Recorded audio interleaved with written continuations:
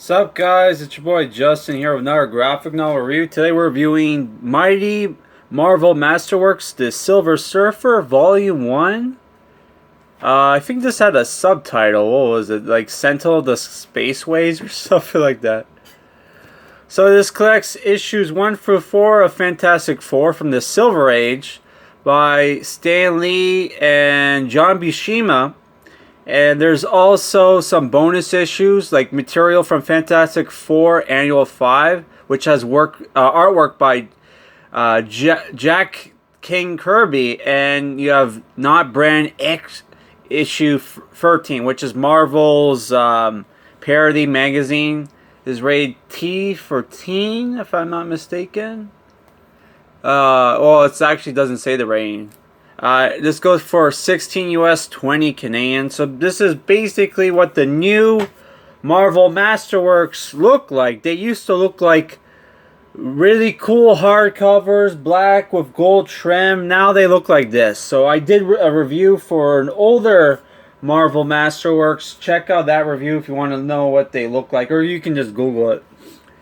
So yeah, this collects the first 4 issues of Stan Lee and John Buscema's Silver Surfer from 1968, and it starts off with a double-size issue, which this is about a little less than 200 pages, about like 190, where we find out where this takes place after Silver Surfer betrayed Galactus and was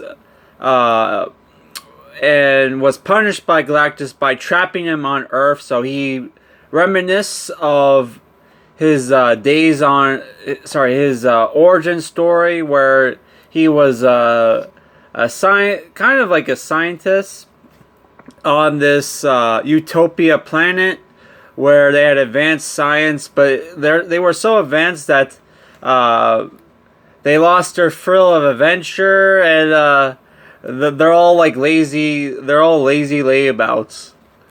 So yeah, and he also talks about like how he's like, oh, he fought the Hulk. He got tricked by Doom. He had adventures with the Fantastic Four. Yeah, so like here's the origin story here, which for some reason Galactus is red instead of purple. But I kind of like this Galactus isn't like a sociopath. He actually, he's actually like, yeah, I would spare planets that have life forms on it if I had a herald who could find lifeless planets for me to sustain my life, right? And he's like, Norrin Rad, the Silver Surfer, offers to become his herald if he spares his planet, which he has to leave his girlfriend Shala Ball behind forever. So yeah, we get the Fantastic Four here. Yeah, so most of these issues are the Silver Surfer being emo as hell. And brooding about how he doesn't get along with Earth people, how he can't go back to space. And he saves humanity from these shape-shifting aliens, but because the aliens are invisible, it looks like he's attacking people, so they kind of gaslit him. And that was like a 2-issue thing. Well, not actually, that was 1 issue. The next, the third, it was like I think the first issue was the origin story. The second issue was the alien invasion. And the third issue, we have Mephisto, who doesn't like the Silver Surfer and sees him as a threat. So he tries to steal the Silver Surfer's soul by promising him Shalabah, but he turns down his offer. And this was my favorite story here, issue 4, where Loki finds out about the Silver Surfer and tricks the Silver Surfer into fighting Thor. It tells him Thor is planning on taking over Asgard, and Loki promises Silver Surfer, if you defeat Thor, not only will you be saving Asgard, but I'll also get rid of the barrier that traps you on Earth. So obviously you get a cool fight between Silver Surfer and Thor, but you know, at the end they realize, oh, what's going on. Here we get bonus material where there's this person stuck in this computer who apparently was never alive in the first place. I'm 100% sure about him. His name is Quasimodo. I think he was like a Fantastic Four villain. And the Silver Surfer finds this being and is like, oh man, this guy's in torment. I'm gonna set him free and create a body for him. And because Quasimodo was created for destruction, goes rampaging in the city, and Silver Surfer has to defeat him. And then here you get the Not Brand Echh, where it's also written by Stan Lee, but with art by Roy Thomas, who worked on. Didn't he work on Howard the Duck? I can't remember. But yeah, this is a parody comic where they kind of make fun of the Silver Surfer and how like boring he is. They call him Boring Cad instead of Norman Rad. Yeah. So I kind of like, I wonder if that was like, oh, people were complaining about like how boring the Silver Surfer is. So obviously, if you couldn't tell, I didn't like this. And I'm actually a Silver Surfer, a huge fan of the Silver Surfer cartoon from the 90s. It was probably the best out of all the Marvel cartoons, but for some reason only got one season. Probably because it was too mature for kids, and kids probably found it boring. Of the Marvel 90s cartoons, I think the only ones that were successful were the Spider-Man and X-Men, which ran for what, 5 seasons, while the other ones were either 1 or 2. I can't remember how far the Fantastic Four cartoon went for.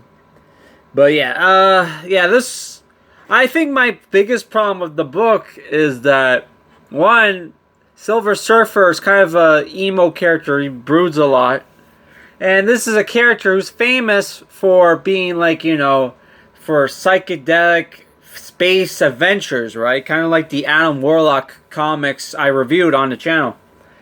So I was expecting more of that. I did not know that in his early issues that he was trapped on Earth. So that led to like this boring story, honestly. Though the origin story was good. A lot of psychedelic artwork here. Though there are some kind of lazy backgrounds, like that are like where they're just white. But overall, the John Buscema art is good. Like there's a reason why he's like considered a classic artist. But here you can see some panels are white. But it's kind of rare, but they do exist. Like here's another example of a white panel where the guy throws a sword. But overall, it's the thing where it's a little boring, but it does get better, especially during the fourth issue where he fights Thor. That was a good issue, and the alien invasion issue where he gets gaslit by the aliens. That was good too, but like yeah, it's just it's a little boring at times, and here's our main character constantly complains. It's a little annoying, but yeah, I think my major problem with the book is that it's just that you want space adventures with the Silver Surfer, not him trapped on Earth. Kind of like what happened with the He-Man movie, where everybody wanted He-Man movie where he's in Eternia, and then like we get him. Oh, he's on Earth most of the movie. So yeah, 6 out of 10.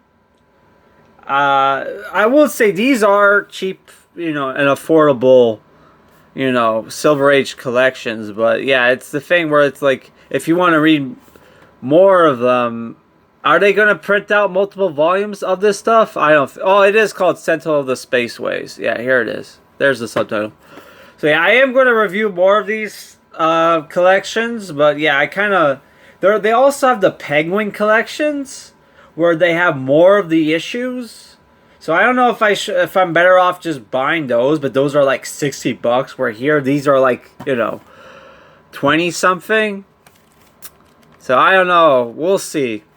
But yeah, that's it for this review, guys. Our next review is going to be Necrotic 30 by Danzig and Simon Bisley. So hopefully this is good. Peace out.